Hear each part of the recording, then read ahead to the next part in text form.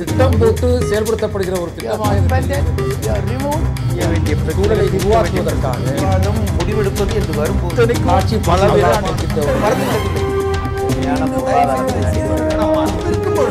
எதிர்த்து பேசிட்டு வணக்கம். நேர்பட பேசு நிகழ்ச்சிக்கு வரவேற்பதில் மிக்க மகிழ்ச்சி. நான் குடிப்பதில்லை, மருத்துவ பரிசோதனைக்கு தயாராக இருக்கிறேன், ஒருபோதும் நான் குடித்ததில்லை என்று தமிழக எதிர்க்கட்சி தலைவரும் தேமுதிகவின் தலைவருமான திரு விஜயகாந்த் அவர்கள் சொல்லியிருக்கிறார். நேற்றைக்கு தனது தொகுதியான ரிஷிவந்தியத்தில் பொங்கல் விழாவில் பேசும்போது இப்படிப்பட்ட ஒரு கருத்தை அவர் பகிரங்கமாக வெளியிட்டிருக்கிறார். தம் மீது குற்றம் சாட்டுபவர்களை அவர் சவாலுக்கு அழைத்திருக்கிறார். குடிப்பது, குடிக்காமல் இருப்பது அல்லது குடிப்பது என்பது ஒருவருடைய தனிப்பட்ட அந்தரங்கமான விஷயமா அல்லது அரசியல் மேடைகளில் பேச வேண்டிய, விவாதிக்கப்பட வேண்டிய ஒரு விஷயமா? தமிழ்நாட்டு மக்கள் தங்களிடம் இல்லாத ஒரு நற்பண்பை அரசியல் தலைவர்களிடம் மட்டும் எதிர்பார்க்கிறார்களா? தமிழகத்தினுடைய அரசியல் மேடைகளில் இது போன்ற விஷயங்கள் பேசப்படுவது அரசியலின் தரம் தாழ்கிறது என்பதன் பொருளா? விஜயகாந்த் இப்படிப்பட்ட ஒரு சவாலை விடுவது என்பது அவருடைய தர்ம ஆவேசத்தின் வெளிப்பாடு என்று சொல்வதா அல்லது அவருடைய மனக்குமுறலை எப்படி பார்ப்பது? தேவையில்லாத சர்ச்சையை அரசியல் தலைவர்கள் பேசுகிறார்களா அல்லது தங்களுடைய புகழை உயர்த்தி கொள்வதற்காக, இமேஜை நிலைநிறுத்திக் கொள்வதற்காக இப்படி பேசுகிறார்களா? திடீரென்று ஒரு அரசியல் மேடையில் இப்படி அவர் பேச நேர்ந்ததற்கான காரணம் என்ன? விவாதிக்கலாம். நம்மோடு எழுத்தாளர் கவிஞர் திரு மனுஷபுத்திரன், காந்திய சிந்தனையாளர் திரு அண்ணாமலை, மூத்த பத்திரிகையாளரும் விமர்சகருமான திரு ஆர் மணி, சட்ட பஞ்சாயத்து இயக்கத்தின் திரு சிவ இளங்கோ. வணக்கம். வணக்கம். விஜயகாந்த் பேசினதை உங்கள்கிட்ட கேள்வி கேட்பதற்கு முன்னால், இந்த விவாதத்தை தொடங்குறதுக்கு முன்னாடி ஒரு விஷயத்தை நான் தெளிவுபடுத்தணும்னு நினைக்கிறேன். பொதுவாக இந்த விவாதங்களுக்கான முன்னோட்டங்களை வெளியிடுகிற போது நேயர்கள் தரப்பிலிருந்து தங்களுடைய கருத்துக்களை பகிர்ந்து கொள்வார்கள். ஏனென்றால் நாங்கள் ஆரம்ப நாட்களிலிருந்தே இப்படியான ஒரு விஷயத்தை, இது அறிஞர்கள் மட்டும் கருத்து சொல்லக்கூடிய களமாக இருக்கக்கூடாது, தலைவர்கள் மட்டும் கருத்து சொல்கிற களமாக இருக்கக்கூடாது, நேயர்களும் தங்களுடைய கருத்துக்களை பரிமாறிக்கொள்வதற்கான வாய்ப்பாக ஒரு ஊடகமாக இருக்கணும் அப்படின்னு நினைக்கிறோம். அந்த அடிப்படையில் சொல்லும்போது இதெல்லாம் ஒரு தனிநபரை குறிவைத்து தாக்கப்படக்கூடிய ஒரு விஷயமாக இதற்கு ஆட்சேபித்தும் சில நேயர்கள் சொல்லியிருந்தாங்க. நான் எடுத்தெடுப்பிலே உங்களிடம் தெளிவுபடுத்த விரும்புகிறேன். இதனுடைய நோக்கம் என்பது எந்த தனி நபர்களையோ தலைவர்களையோ தனிப்பட்ட வகையில் தரம் தாழ்த்தி பேசுவதல்ல. ஒரு எதிர்க்கட்சி தலைவர் தனது அரசியல் மேடை ஒன்றில் பேசிய ஒரு கருத்து நம் விவாதத்துக்குள்ளாகிறது. இந்த அரசியல் கருத்தை சொல்வது ஒரு அவருடைய சொந்த விஷயம்னு பார்ப்பதா அல்லது ஒரு முக்கியமாக விவாதத்துக்குரிய ஒரு பிரச்சனைன்னு பார்ப்பதா? மணி, உங்க கருத்து என்ன? தமிழக அரசியல் எந்த அளவுக்கு தரம் தாழ்ந்து போய் இருக்கிறது என்பதற்கு இன்றைக்கு வந்திருக்கக்கூடிய இந்த செய்தி ஒரு சரியான எடுத்துக்காட்டு. விஜயகாந்தனுடைய மனைவி திருமதி பிரேமலதா அவர்கள் ஒரு ரிஷிவந்தியத்தில் பேசக்கூடிய அந்த கூட்டத்தில் இந்த கருத்தை சொல்லியிருக்காங்க. எனக்கு இந்த தகவல் கிடைச்சோன்னே ஆச்சரியமா இருந்தது. இதை வெளிப்படையாக அவர் மீது மேடைகளில் யார் இந்த குற்றச்சாட்டை வைத்தார்களோ அவர்களுக்கு அவர் சொல்லி இருக்கலாம். பொது மேடையில் கொண்டு எதற்கு இதை வைக்கிறார் என்று எனக்கு புரியவில்லை. ஒரு எதிர்க்கட்சி தலைவர் அவர் குடித்தால் என்ன, குடிக்காவிட்டால் என்ன, மக்கள் அதை பற்றி எல்லாம் கவலைப்படவே இல்லை. எதிர்க்கட்சி தலைவராக அவர் என்ன செய்கிறார் அல்லது செய்ய தவறி இருக்கிறார் என்பதுதான் விவாத பொருளாக இருக்க வேண்டும். இது போன்ற விஷயங்கள் மிகப்பெரிய ஊடகங்களில் கூட விவாத பொருளாக மாறி இருப்பது என்பது மிகவும் துரதிருஷ்டவசமான ஒரு விஷயம். வேறு வழி இல்லாமல் நாம் இதை விவாதிக்கிறோம். அதற்கு அவர்கள் தரப்பு தான் காரணம் என்பதுதான் என்னுடைய கருத்து. மொத்தத்தில் இவை எதுவுமே ஆரோக்கியமான ஒரு போக்காக எடுத்துக்கொள்ளவே முடியாது. நீங்க எப்படி பார்க்குறீங்க மனுஷபுத்திரன்? இல்லை, எனக்கு இதில் ஒரு டிஃபரன்ஸ் ஆஃப் ஒப்பீனியன் இருக்கு. என்னன்னா, கேரக்டர் அசாசினேஷனுங்கிறது தமிழக அரசியலில் நீண்ட காலமாக இருந்து வரக்கூடிய ஒரு விஷயம். அப்போ விஜயகாந்த் அவர்களை பற்றி அவர் ஒரு குடிகாரர் என்று பலரும், அவர் இந்த அறிக்கையிலே நீங்கள் பார்த்தீங்கன்னா ஒரு குறிப்பிட்ட கட்சியினுடைய தொலைக்காட்சியை நீ அப்படி தொடர்ந்து சொல்லிக்கொண்டே இருக்கிறது அவரை பற்றி என்று சொல்லிவிட்டுத்தான் அவர் இதை சொல்கிறார். ஆக இவருக்கு எதிரான கேரக்டர் அசாசினேஷனில் இது ஒரு டூலாக தொடர்ந்து பயன்படுத்தப்படுகிறது. ஏற்கனவே அவர் சட்டசபையில் கொடுத்து விட்டு இருந்தார் என்று ஜெயலலிதா அவர்கள் சொன்ன கருத்துக்கள் எல்லாம் இங்கு வந்திருக்கின்றன.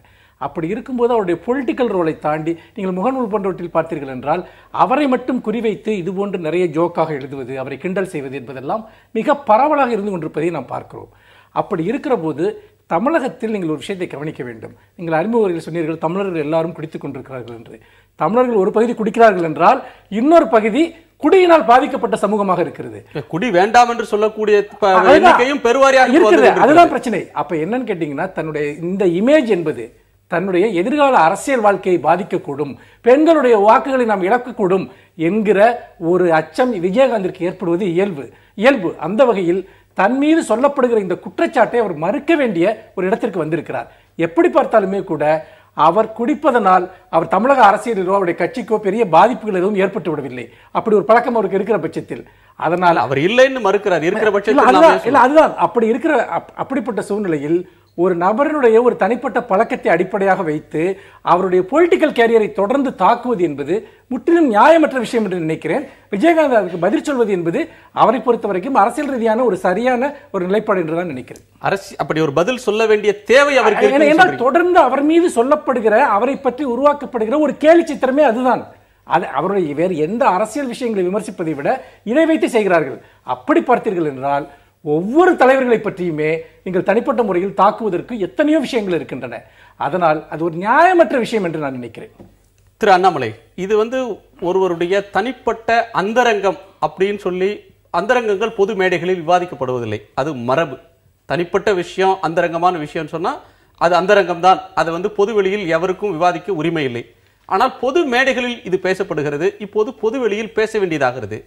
இதை ஒருத்தர் குடிக்கிறார் இல்லை அப்படின்றத தனி நபர் சார்ந்த உரிமையா பார்க்கணுமா, அல்லது அரசியல்ல ஒருத்தங்க வந்துட்டாலே அவங்க வேறு மாதிரியான விழுமியங்களுடைய பிரதிநிதியாக அவங்க இருக்கணும்னு எதிர்பார்க்கணுமா? ஒரு நாட்டை வழிநடத்த போகக்கூடிய ஒரு தலைவராக இருக்கவங்களுக்கு சில தகுதிகள், அடிப்படையான தகுதிகள் இருக்கணும் அப்படின்னு சொல்லி மக்கள் எதிர்பார்க்கிறது தவறில்லை. அதனால தனி மனித ஒழுக்கம் அப்படின்றது தனி மனிதர்கள் சார்ந்தது அப்படின்னு சொல்லி சில பேரை நிறுத்தலாமே ஒழிய, ஒரு கட்சிக்கோ அல்லது ஒரு பொது வாழ்க்கையில தன்னை முன்னிறுத்தி தலைமை பண்போட வரும்போது ஒரு தலைவராக இருக்கிறவங்க சில ஒழுக்க ரீதியான கட்டுப்பாட்டுக்குள்ள ஆகணும். அந்த வகையில இது தனி மனித உரிமை அப்படின்னு சொல்லிட்டு நம்ம விட்டுற முடியாது.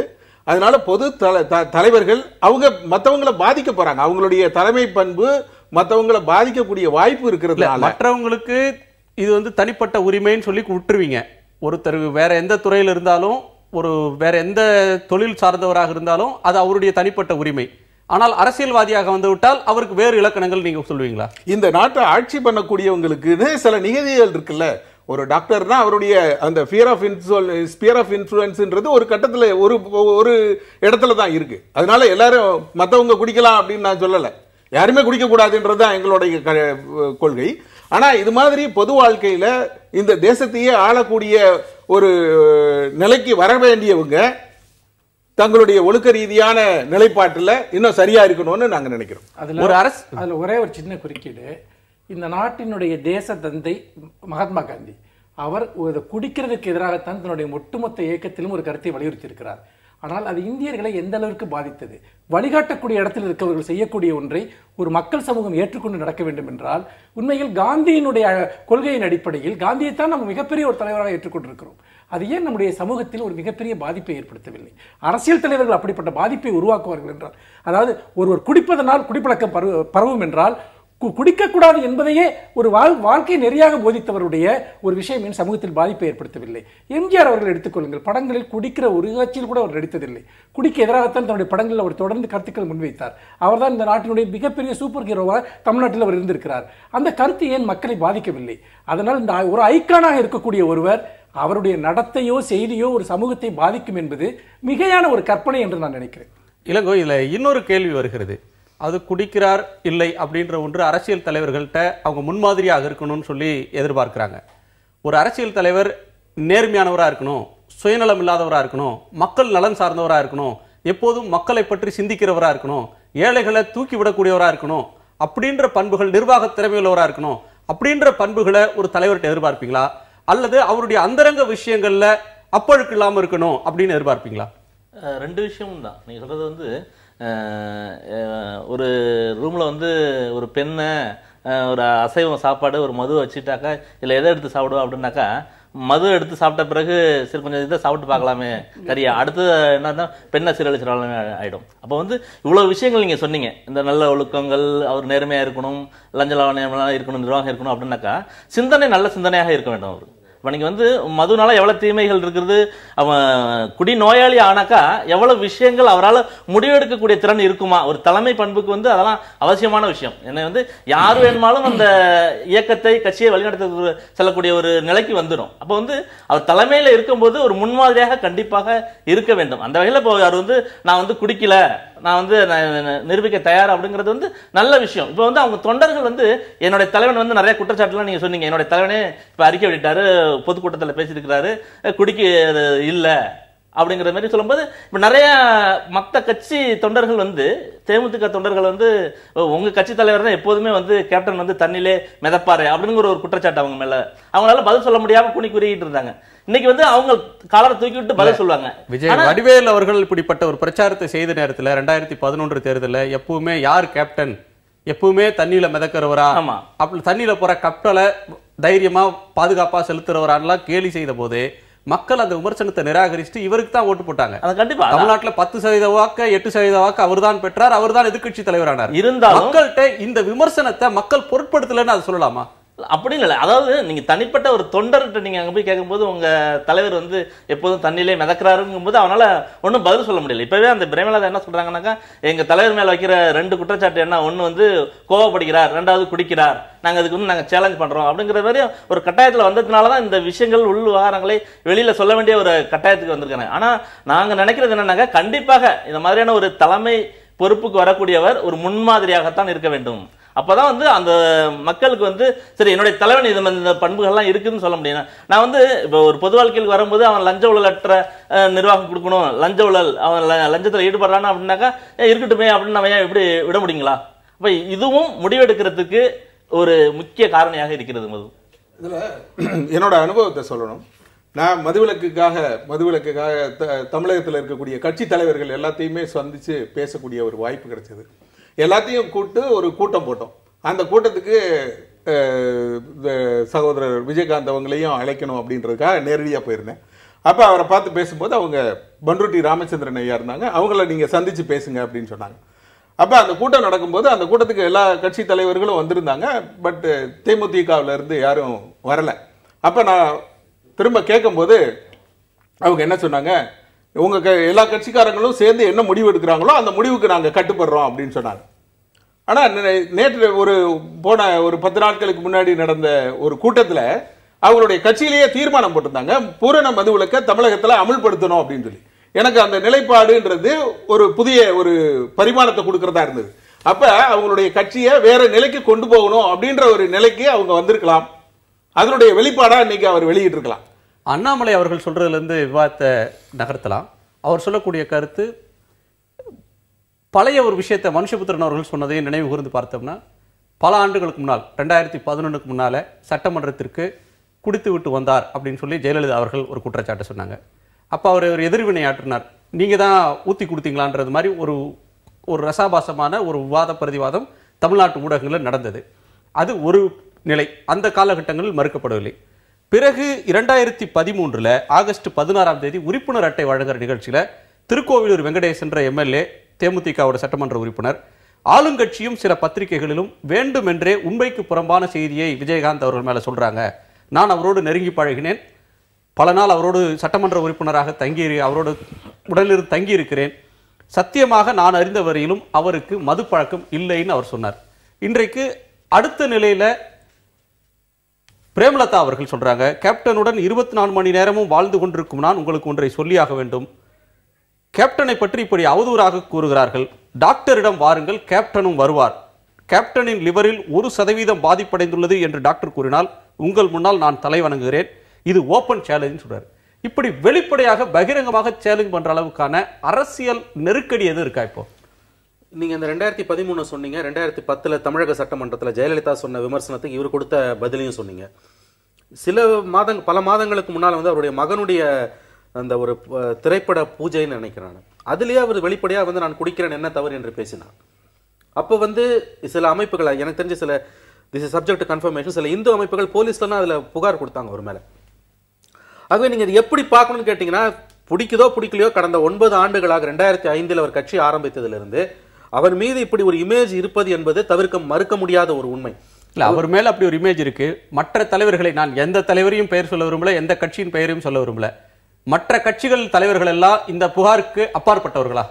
நீங்க வந்து உங்க இமேஜ் எப்படி மேனேஜ் பண்றீங்கன்ற பொறுத்த விஷயம் அது. மற்ற தலைவர்கள் எல்லாம் குடிக்கிறாங்களான்னா அவங்க எப்படி குடிக்கிறாங்க, இவர் எப்படி தன்னை பத்தின அந்த ஒரு பிம்பத்தை கடந்த 9 ஆண்டுகளாக அவர் கட்சி ஆரம்பத்திலிருந்து ஏற்படுத்தி வைத்திருக்கிறார் அப்படின்னு பாத்தீங்கன்னா, இப்ப மனுஷ் சொன்ன மாதிரி வந்து Facebookல வரக்கூடிய அந்த எல்லா விமர்சனங்களையும் பாத்தீங்கன்னா மதுவுடன் மிக நெருக்கமாக விஜயகாந்தை தொடர்பு படுத்தி தான் எல்லா விமர்சனங்களுமே, அது சீரியஸ் மேட்டரா இருக்கட்டும் ஒரு ஜோக்கா இருக்கட்டும் வந்துகிட்டே இருக்குது. இன்னைக்கு அது எங்க போய் முடிஞ்சிருக்குன்னு கேட்டீங்கன்னா, அவருடைய மனைவியே வந்து அவருக்கு அந்த பழக்கம் இல்லை, நீங்க வேணா டாக்டர் கிட்ட வாங்க, நாங்க பரிசோதிச்சு காமிக்கிறோம், 1% அவருடைய லிவர் ஸ்பாயில் ஆனதுனா கூட நான் மன்னிப்பு கேட்கிறேன்ற இந்த லெவலுக்கு ஏன் இந்த விவாதம் போச்சு, ஏன் இந்த டிபேட் போச்சு, அதுதான் எனக்கு புரியல. திடீரென்று இவர் இப்படி சொல்ல வேண்டிய அவசியம் என்ன? இல்ல, தனிநபர் தாக்குதல் அவர் மீது தொடர்ந்து தொடுக்கப்பட்ட நிலையில தன்னை தற்காத்துக் கொள்றதுக்கு அவர் முன்வைக்கிற ஒரு டிஃபென்ஸா ஏன் இதை பார்க்க கூடாது? இது எங்க இருந்து வருதுன்னு கேட்டீங்கன்னா, பொலிட்டிக்கலா அவர் சரியா ஃபங்க்ஷன் ஆகல. பொலிட்டிக்கலா அவர் ஒரு உண்மையான அப்போசிஷன் லீடரா ஃபங்க்ஷன் ஆயிருந்தார்னா இந்த மாதிரியான இஷ்யூஸுக்கு அவசியமே கிடையாது. பொலிட்டிக்கலா அவர் வந்து மிக மிக மோசமாக, இன்னும் சொல்ல போனா ஜீரோல இருக்கார். அவர் பொலிட்டிக்கலா ஃபங்க்ஷன் பண்ண முடியாது. பிரதான எதிர்க்கட்சி தலைவர் என்கின்ற முறையில் அவருடைய செயல்பாடுகள் என்பது மிக மிக ஏமாற்றம் அளிக்கக்கூடியதாக இருக்கின்ற காரணம். ஏமாற்றம் திருப்தி அப்படின்றது ஒரு சப்ஜெக்டிவான பார்வை. உங்கள் பார்வையில் ஏமாற்றமா இருக்கலாம், இன்னொருத்தர் பார்வையில் அது திருப்தியாக இருக்கலாம். தமிழ்நாட்டுடைய எந்த முக்கியமான பிரச்சனைக்கு அவர் வெளிப்படையாக குரல் கொடுக்காம இருந்திருக்கிறார்? எல்லா தலைவர்களும் குரல் கொடுக்கிற பிரச்சனைகள்ல இன்னைக்கு வரக்கூடிய ஜல்லிக்கட்டு வரல அவர் குரல் கொடுத்திருக்கிறார். எதிர்கட்சி தலைவர் தன்னுடைய கடமையே செய்யல அப்படின்னு சொல்ல முடியும். நிச்சயமா, அதாவது வந்து நீங்க வந்து வெறும் அறிக்கைகள் விடுவது மட்டுமே ஒரு எதிர்க்கட்சி தலைவரின் வேலை கிடையாது. அஜெண்டாவை பிக்ஸ் பண்ணணும், இஷ்யூஸை வந்து ப்ராப்பர் பண்ணி முன்னால கொண்டு போகணும். அதை கலைஞர் அழகாக செய்வார். இப்ப இல்ல, முந்தைய காலகட்டங்களில் கலைஞர் அப்படி அழகா வந்து வலைய விரிப்பாரு, அவங்களுக்கு வந்து ஆளும் கட்சியை வந்து ஒரு மாதிரி இக்கட்டான நிலைக்கு தள்ளுவாரு. அந்த மாதிரியான எதையுமே நீங்க வந்து முக்கியமான இஷ்யூஸ் எல்லாத்திலுமே அவர் கருத்து சொல்றார், உண்மை இல்லை என்று மறுக்கவில்லை. அது மட்டுமே ஒரு எதிர்க்கட்சி தலைவரோட ரோல் கிடையாது. இன்னைக்கு 29 எம்எல்ஏக்களை வைத்திருக்கக்கூடிய அந்த கட்சி 7 எம்எல்ஏக்கள் வெளியில போயிட்டாங்க. எத்தனை முறை அவர் சட்டமன்றத்திற்கு போயிருக்கிறார்? ரெண்டாவது, அந்த சட்டமன்றத்தில் அன்றைக்கு வந்து 2 ஆண்டுகளுக்கு முன்னால் 2012 நடைபெற்ற ஒரு ரசாபாசமான ஒரு நிகழ்வில் நான் அன்று சபையில் இருந்தேன். அன்று அவருடைய பிஹேவியர் என்பது வந்து மிக மிக வருத்தம் தரக்கூடிய, ஏமாற்றம் தரக்கூடிய ஒரு பிஹேவியர். அதுக்கு பிறகு சட்டசபைக்கு அவர் போல. அதுலதான் வந்து உரிமை குழுல வந்து வரலாறு காணாத விதத்துல ஒரே நாள்ல முடிவு பண்ணி அவரை தூக்கி 1 மாதமோ 2 மாதமோ வெளியில போட்டாங்க. ஆகவே இந்த இஷ்யூஸ் எல்லாமே நான் மறுபடியும் உங்களிடம் சொல்லுகிறேன், இந்த இஷ்யூ ஆளுங்கட்சி பெரும்பான்மை யாருக்கு இருக்கதோ அந்த பெரும்பான்மை குழு வந்து முடிவெடுக்க கூடும். அந்த முடிவு அவங்க எடுத்திருக்கிறாங்க, அது அமலுக்கும் வந்தது, அது அவர் நீதிமன்றத்துக்கும் போனார். இப்போ அவர் எதிர்க்கட்சி தலைவராக செயல்படாததுனாலதான் இந்த புகார்கள் தலையில் எழுகின்றன, இது தலை தூக்குது அப்படின்னு சொல்லி இது அதை மட்டுமே ஒரு காரணம் சொல்ல முடியல. இல்ல, அதுதான் மெயின் ரீசன். இந்த மாதிரியான குற்றச்சாட்டுகள் உங்கள் மீது ஏன் வருகின்றன? பொலிட்டிக்கலா நீங்க உங்க ஸ்பேஸை விட்டு கொடுத்துட்டு இருக்கீங்க. நீங்க பொலிட்டிக்கலா சாலிடா ஸ்ட்ராங்கா ஃபங்க்ஷன் பண்ண முடியல. அதனுடைய தொடர்ச்சி எங்க போய் முடியுதுன்னா இந்த மாதிரி ஃப்ரிவலஸ் இஷ்யூஸ்ல, அபத்தமான இஷ்யூஸ்ல போய் முடியுது. அதை நம்ம விவாதிக்கிறோம். இது ரொம்ப துரதிருஷ்டவசமான ஒரு விஷயம். இது உங்களுக்கு ஏற்புடைய கருத்தா மனுஷ்? இல்ல, நான் அவர் சொல்றதை ஏத்துக்கிறேன். ஏன்னு கேட்டீங்கன்னா, இப்போ நீங்கள் இந்த 2-3 வருஷங்களில் வந்து மக்கள் ஒரு பெரிய ஒரு தீர்ப்பை வந்து விஜயகாந்திற்கு ஆதரவான ஒரு பெரிய ஆதரவை கொடுத்தாங்க. ஆனால் ஒரு வைகோவோ அல்லது ராமதாஸோ ஒரு பொலிட்டிக்கல் சினரியோவில் அவங்க ஏற்படுத்தக்கூடிய ஒரு கவனத்தில் ஒரு சிறு பங்கையாவது விஜயகாந்த் ஏற்படுத்துகிறாராங்கிறத நீங்கள் பார்க்கணும். அறிக்கைகள்னே கூட வச்சுக்கிறோம், அல்லது சிறு சிறு போராட்டங்களாக இருக்கலாம். இதில் கூட இவங்க மேலே இருக்க கவனம் கூட ஏன் விஜயகாந்த் மேலே இல்லாமல் போயிடுச்சு. அப்புறம் அவர் பொதுவான சில இடங்களில் அவருடைய சில பிஹேவியர்ஸ் வந்துட்டு பார்த்தீங்கன்னா, அவர் தன்னுடைய ஒரு கட்சியால் அடிக்கிறதோ அல்லது ரிப்போர்ட்டர்ஸ்கிட்ட நடந்துக்கிறதோ, இதையெல்லாம் எப்படி மக்கள் பார்க்குறாங்கன்னு சொன்னால், பொதுவாக நம்ம சமூகத்தில் வந்து இதில் சொல்லி முடிச்சிடுறேன். அதாவது சில சமயம் வந்து பார்த்தீங்கன்னா நிதானம் இல்லாமல் நடந்து கொள்கிறவர்களை பற்றி ஒரு இமேஜ் நம்ம சமூகத்தில் இருக்குது. அந்த உளவியின் அடிப்படையில் தான் இதை பார்க்குறாங்க. வந்துட்டு குறுக்கிடருக்கு மன்னிக்கணும், மம்தா நிதானம் இல்லாமல் பல கட்டங்களில் நடந்திருக்கிறார். இதே மாதிரி பல அரசியல் தலைவர்கள் ஊடக பேட்டிகள்ல இருந்து நிதானமின்றி ஆத்திரப்பட்டு வெளியே சென்ற சம்பவங்கள் இருக்கு. நீங்க சொல்றீங்க பத்திரிகைகள்கிட்ட வந்து அவர் நடந்து கொள்ளக்கூடிய விதம், கட்சிக்காரர்கிட்ட நடந்து கொள்ளக்கூடிய விதம்ன்றீங்க. தமிழ்நாட்டில் உள்ள அல்லது இந்தியாவில் உள்ள மற்ற தலைவர்கள் எல்லாம் ஊடக சுதந்திரத்தை தலைமையில் வைத்து தூக்கி பாராட்டக்கூடியவர்கள்னோ, தொண்டர்களை அப்படியே தலைமோல் வைத்து சீராட்டி பாராட்டக்கூடியவர்கள்னோ நீங்க சொல்லிட முடியுமா? விஜயகாந்துக்கு மட்டும் வேற ஒரு இலக்கணத்தை வைக்கிறோம். அதுதான் சொல்றேன். ஏன் அது நடக்குதுன்னு சொன்னா, பொது புத்தில சில விஷயங்கள் வந்து வெவ்வேறு அளவுகோல் புரிந்து கொள்ளப்படுது. அப்போ தவறாக இது போன்ற விஷயங்களை அவர்கள் பார்க்கிறப்ப இதுக்கு இதுதான் காரணம்னு ஒரு முடிவுக்கு வர்றாங்க. நிதானமின்மை என்பது சிலரிடம் அதிகார மமதியாக பார்க்கப்படும், சிலரிடம் அது குறிப்பிட்ட பழக்கமாக பார்க்கப்படும், சிலரிடம் வந்து பார்த்தீங்கன்னா அவர்களுடைய அரசியல் இம்மெச்சூரிட்டியாக பார்க்கப்படும். அப்போ ஜனங்களுடைய பொது புத்தியில் ஒரு விஷயத்தை எப்படி டிசைட் பண்ணுறாங்கிறத நம்ம முடிவு பண்ண முடியாது. அப்படி தான் வந்துட்டு தன்னுடைய இமேஜ் இதன் வழியாக பில்டப் ஆகுறதுங்கிறத இப்போ அவர் சென்ஸ் பண்ண ஆரம்பிச்சிருக்காரு. ஆனால் மணி சொன்னது போல அவர் வந்து பொலிட்டிக்கல் கேரியரில் வந்து ரொம்ப ஸ்ட்ராங்காக இருந்திருந்தாருன்னா நம்ம ஜனங்களுக்கு ஒரு பக்கம் இருக்குது, அவங்க ஒரு நல்ல பழக்கம் இருக்குது. மக்களுக்கு ஒரு சின்ன விஷயம் அவங்களுக்கு சார்பாக செஞ்சால் கூட தலைவர் செய்யக்கூடிய பெரிய குற்றங்களை கூட அவர்கள் மன்னிக்கக்கூடியவர்கள் தான் தமிழக மக்கள். அப்படி இருக்கிறப்போ அவர் இந்த விஷயத்தை செஞ்சிருந்தாருன்னா இதுதான் அவர் மேலே இருக்க லைட்டாக இருந்திருக்கும். இந்த விஷயம் ரொம்ப பின்னாடி போயிருக்கும். ஏன்னா பல தலைவர்களுடைய தவறுகளை மக்கள் மன்னித்து மன்னித்து மன்னித்து பழகி போனவர்கள் தமிழக மக்கள். அதனால் விஜயகாந்தோட பிரச்சனை இருக்கிறதுலே ரொம்ப சின்ன பிரச்சனையா நான் பார்க்குறேன். வந்துட்டு மற்ற பலரோட ஒப்பிட்டோம்னா இன்னும் உண்மையாக சொல்கிறேங்க, ஒரு சமூகத்தில் சாதி வெறியை தூண்டுறதை விட ஒருத்தருக்கு மதுப்பழக்கம் இருக்கிறது பெரிய குற்றம் இல்லைங்க. அதுதான் பெரிய குற்றம் வந்துட்டு பார்த்தீங்கன்னா, மதவெறியை தூண்டுறதை விட ஒரு குடிக்கிறது பெரிய குற்றம் இல்லைங்க. சாதி போதை மத போதையை விட சாராய போதைன்றது ரொம்ப சாதாரணதான். ஏற்படுத்தக்கூடிய விளைவுங்கிறது ரொம்ப சாதாரணமானது. அதனால வந்து அவர் இன்னைக்கு தன்னுடைய பாதையை திருத்திக் கொள்ள வேண்டிய, தன்னுடைய பொலிட்டிக்கல் கேரியரை கையில் எடுத்துக்கொள்ள வேண்டிய ஒரு நேரத்தை அவர் ஃபீல் பண்றாருன்னு தான் நான் நினைக்கிறேன். நம்ம தொடர்ந்து விவாதிக்கலாம். அதாவது இந்த மாதிரியான குற்றச்சாட்டுகளை, வாத பிரதிவாதத்தை குடிக்காரர் அப்படின்னு சொல்லி விமர்சித்த பிறகு யார் விமர்சிச்சாங்களோ, யாரை யார் எதிர்த்து விமர்சனம் செய்தார்களோ அவர்கள் 2 பேரும் கூட்டு சேர்ந்ததையும் பார்த்தோம், அவர்கள் 2 பேரும் வென்றதையும் பார்த்தோம். தமிழ்நாட்டில் வந்து மதுக்கடைகளை மூட மாட்டோம், இவராவது இன்றைக்கு பூரண மதுவிலக்குன்ற நிலைக்கு வந்தார். பல கட்சிகள் வந்து பூரண மதுவிலக்கு தேவைன்ற குரலை பல்வேறு கட்சிகள் ஒலிக்கின்றன.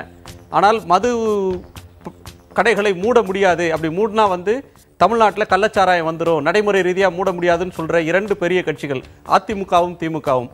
ஆனால் அந்த 2 பெரிய கட்சிகளுக்கு திரு அண்ணாமலை சொன்னார், இந்த பிரச்சனையை விஜயகாந்த் பேசுறது காரணம் பெண்களுடைய வாக்கை மனதில் வைத்து பெண்கள்கிட்ட செல்வாக்கு வேணும்னு. ஆனால் அந்த 2 கட்சிகளுக்கு தான் பெண்கள் வாக்கு போடுகிறார்கள். அவங்க தயவுல தான் அந்த 2 கட்சியும் வர்றாங்க. இந்த முரணை எப்படி பார்க்கிறதுன்ற ஒரு கேள்வி நம்ம முன்னாடி எழுகிறது.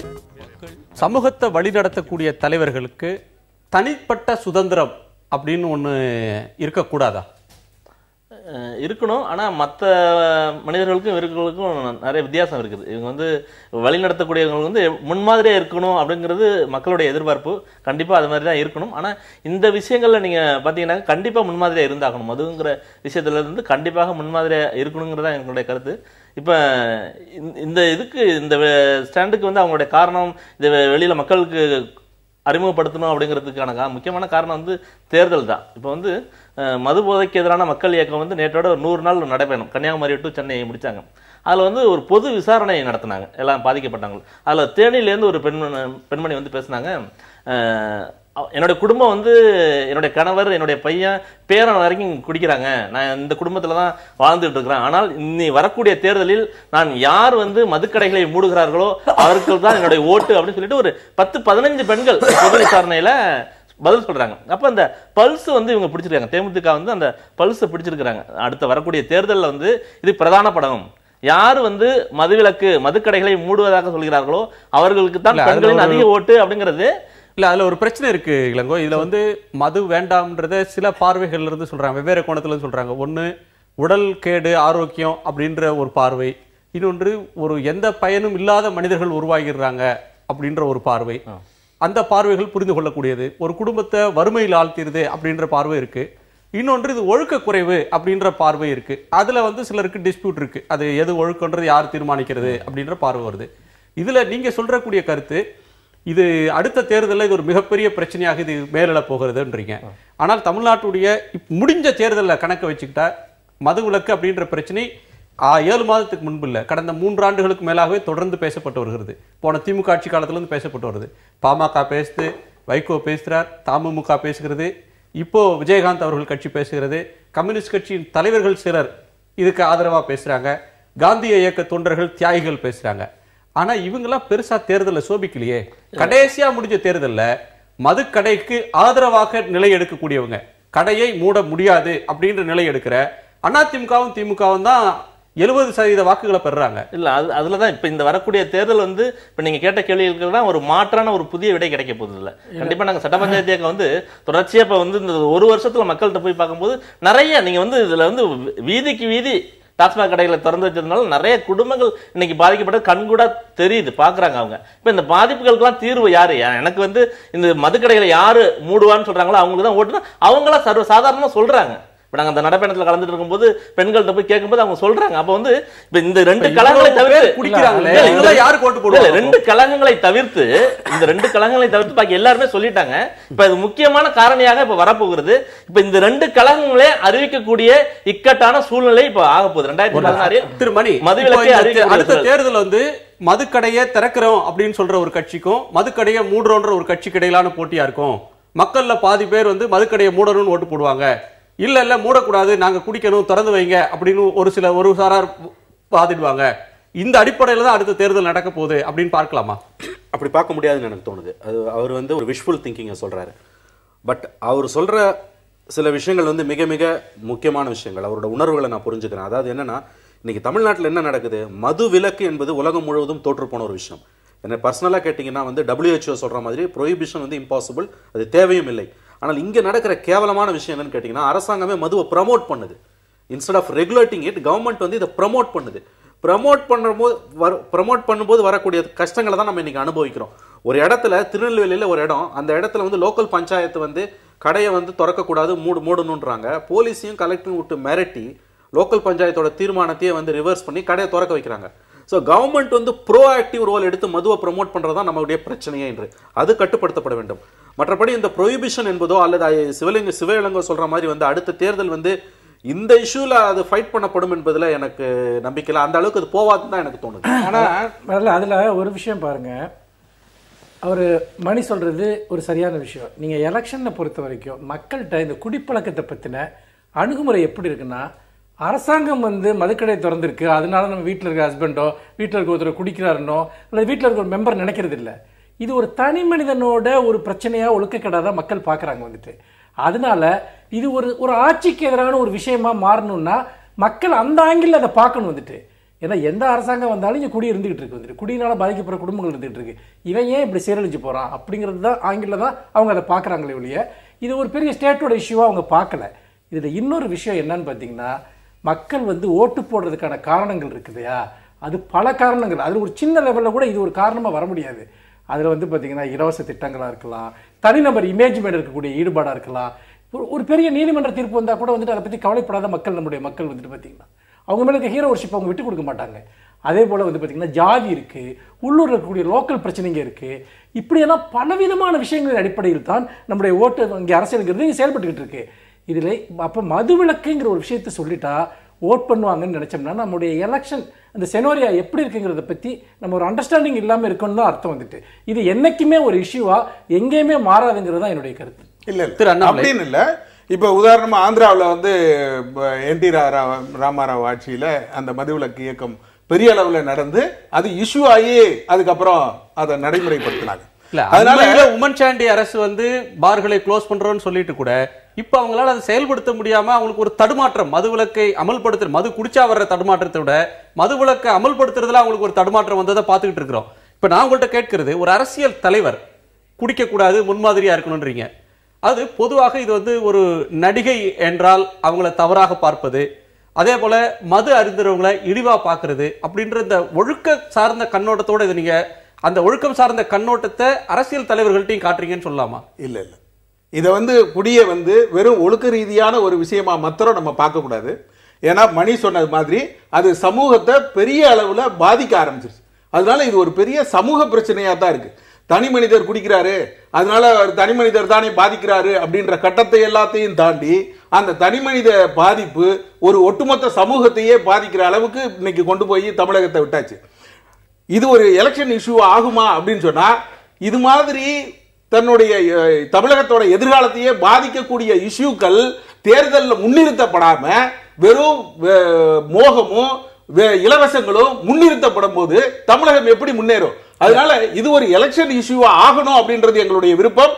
இப்ப இருக்க நிலைமையில நான் அந்த தலைவர்களோட தமிழ்நாடு ஒரு வகையில முன்னேறிட்டு தான் இருக்கு. திரு மணி, இதுல ஒரு சாதாரண மனிதன் பைக்ல போகும்போதோ கார்ல போகும்போதோ குடிக்காம போனா சரி, குடிச்சிட்டு போனா தண்டனை பிடிக்கிறாங்க. அப்ப அவனுக்கு வந்து சமூகம் சட்டம் எதிர்பார்ப்பது வாகனம் ஓட்டும்போது குடிக்க கூடாது. ஒரு பைலட் இருக்கார், உயர்ந்த பதவி, அவர் வந்து விமானத்தை இயக்கும் போது குடிக்காம இருந்தா போதும்னு எதிர்பார்க்கிறாங்க. அதே போல நீங்க வந்து ஒரு டாக்டரையோ லாயரையோ அவங்க தொழில் செய்யும் போது கடமையில் இருக்கிற போது குடிக்காமல் இருந்தா போதும்னு சமூகம் எதிர்பார்க்குது. ஆனா அரசியல்வாதிகிட்ட மட்டும் எல்லா நேரத்திலும் அவர் வந்து இந்த பழக்கங்கள்ல இருந்து தொடர்பே இல்லாதவரா இருக்கணும், அவர் வந்து எப்போதும் வழிபடத்தக்க ஒரு உயர்ந்த குணங்கள் அனைத்தும் அந்த அரசியல் தலைவர்கிட்ட மட்டுமே இருக்கணும், அப்படிப்பட்ட ஒருவர் தான் தலைவரா இருக்கணும் சமூகம் பார்க்கறது ஒரு முரண்பாடு இல்லையா? நிச்சயமா முரண்பாடு தான். ஆனா இப்ப விஜயகாந்த் கிட்ட வந்திருக்க பிரச்சனை என்னன்னு கேட்டீங்கன்னா, குடிச்சது கூட பிரச்சனை கிடையாது, அது வெளிப்படையா செஞ்சதுதான் பிரச்சனை. அந்த இமேஜை உருவாக்குனதுதான் பிரச்சனை. இல்ல நீங்க குற்றம் சாட்டுறீங்க. இல்ல நான் என்ன சொல்றேன், ஓகே அவர் குடிக்கிறாரோ குடிக்கல அவர் மறுக்கிறார் மறுப்பைத்தான் நாம் ஏற்றுக்கொள்ள வேண்டும். நான் ஏற்றுக்கொள்கிறேன். வெளிப்படையா அவர் என்ன சொல்றாரோ அதான் நம்ம ஏற்றுக்கொள்ளணும். நீங்க சொல்றது நான் ஏற்றுக்கொள்கிறேன். வெளிப்படையாக அவர் மனைவி சொல்லியிருக்கிறார், அவர் சொல்லியிருக்கிறார், அந்த ஸ்டாண்டை நம்ம ஏத்துக்கிறோம், ஃபைன். ஆனா இப்ப பிரச்சனை எங்க வருதுன்னு கேட்டீங்கன்னா, அவர் குடிக்கிறார் என்ற ஒரு இமேஜ் இருக்கிறது. அதனாலதான் இந்த பதிலே வருகிறது. அந்த இமேஜுக்கு யார் பொறுப்பு? நீங்க சொன்னீங்க இல்லையா, ஒரு டாக்டர், ஒரு வழக்கறிஞர் அல்லது ஒரு போலீஸ் அதிகாரி அல்லது ஒரு சாமானியன் வந்து அவன் தொழில் செய்யும் பொழுது அவன் குடிக்க வேண்டிய அவசியம் இல்லை. ஆனால் அரசியல்வாதிகளை பொறுத்தவரையில் மக்கள் அந்த எதிர்பார்ப்பு அவர்களுக்கு இருக்கிறது. அது நியாயமான எதிர்பார்ப்பு தான். இதில் சிக்கல் என்னன்னு கேட்டீங்கன்னா, அதே மக்களே கூட அவர் குடித்தால் கூட அந்த குடிக்காமல் இருக்கிறார் என்ற இமேஜை அவர் தக்க வைத்தால் ரகசியமா குடிச்சா சரின்றீங்க. கண்டிப்பாக இமேஜ் தான் முக்கியம், உண்மை முக்கியம் கிடையாது, ஃபேக்ட்ஸ் முக்கியம் கிடையாது. நீங்க என்ன இமேஜை தக்க வைத்துக் கொண்டிருக்கிறீர்கள் என்பதுதான் முக்கியம். துரதிர்ஷ்டவசமாக இந்த பர்செப்ஷன் தான் முக்கியம். உங்களுக்கு நீங்க பர்செப்ஷன்லயே தோத்து போயிட்டீங்கன்னா ஃபேக்ட்ஸை பத்தி யாரு கவலை? அது எப்படி அந்த இமேஜ் தோத்தீங்க? போலித்தனமாக ஒருவர் இருந்தாலும் சரி, ரகசியமாக குடித்தாலும் சரி, வெளிப்படையாக வேற ஒரு பிம்பத்தை வைத்துக் கொண்டா ஒரு நிமிஷம் நான் என்ன சொல்றேன், அன்பார்ச்சுனேட்லி அதுதான் இன்றைய யதார்த்தம். இல்ல அதை தாண்டி வேற வழி இல்ல. இதுதான் நம்ம எல்லாருமே ஹிப்போக்ரட்ஸ். இதுல எந்த மாற்றமும் கிடையாது. அவர் குடிச்சா கூட அவர் குடிக்காத மாதிரி இருக்காருன்னா எல்லாருமே ஏத்துப்பாங்க. ஆனால் அந்த இமேஜை பத்தி கவலைப்படாம இருந்ததற்கான விளைவை இன்று விஜயகாந்த் கொடுத்து கொண்டிருக்கிறார். இல்ல அதுல இன்னொரு விஷயம் நீங்க பாருங்க.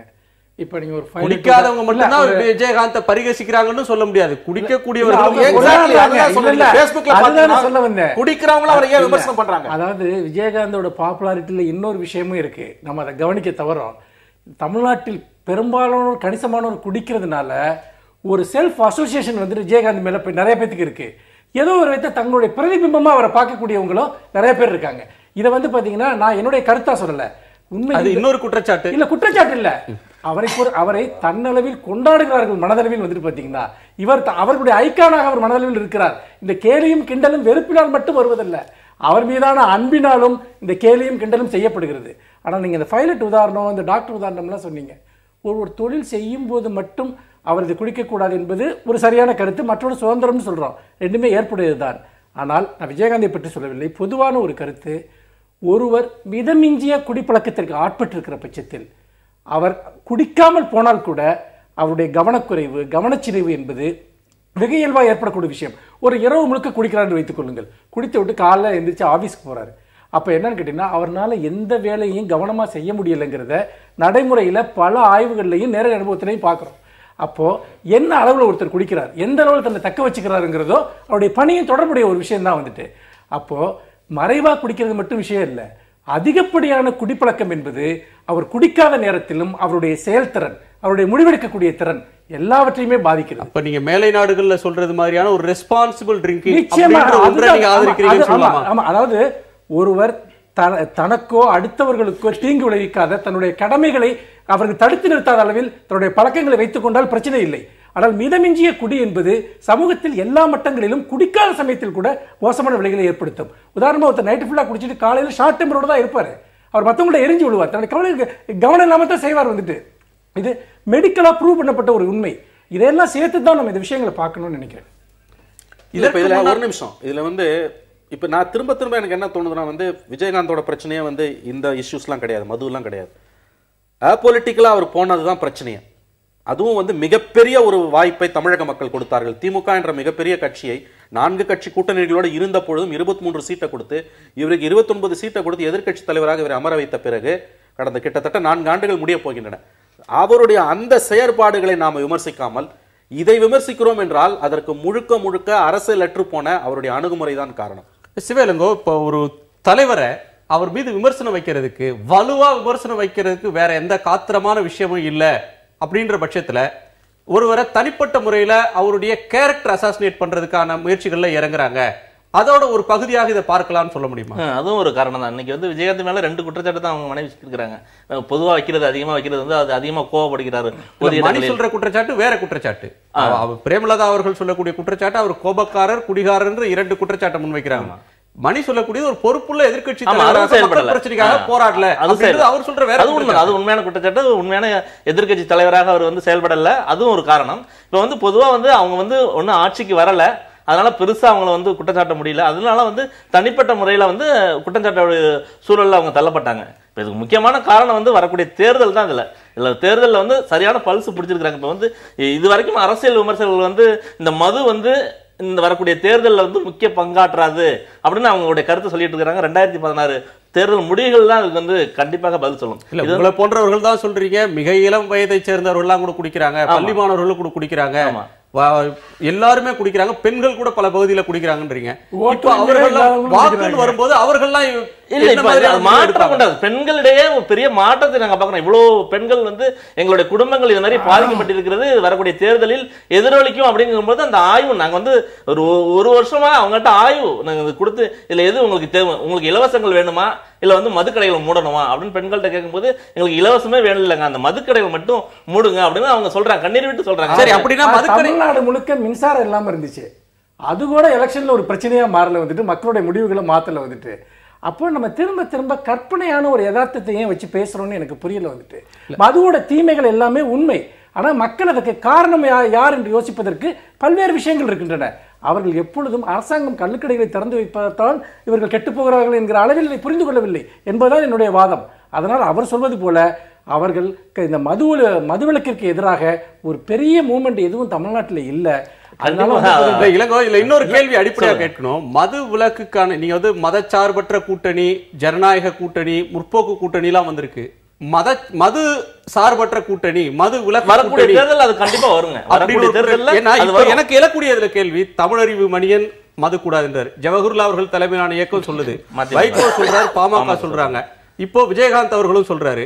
இப்படி பல கட்சிகள் தொடர்ந்து இந்த கோரிக்கையை வலியுறுத்துறாங்க. தமிழ்நாட்டில் ஒருவர் மது விலக்கு அப்படின்ற ஒன்றுக்காக நான் ஓட்டு போடுறேன்னா அவர் யாருக்கு போடுவார்?